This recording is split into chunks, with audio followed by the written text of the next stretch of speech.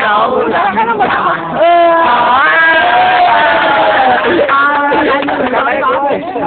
lại nửa mai đó bây giờ có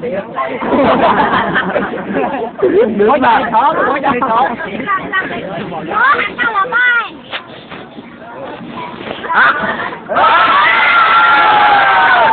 em ơi đã chết rồi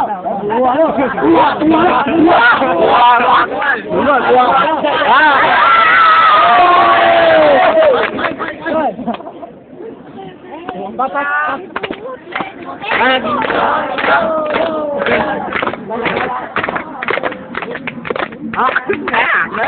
đi ra con nghe hả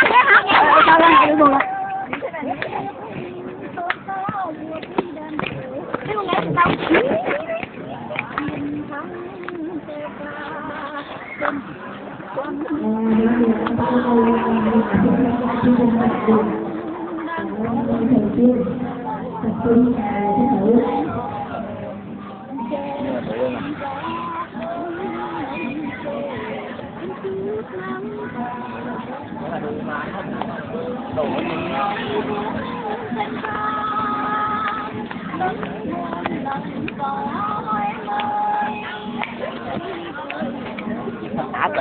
thả tự bà mới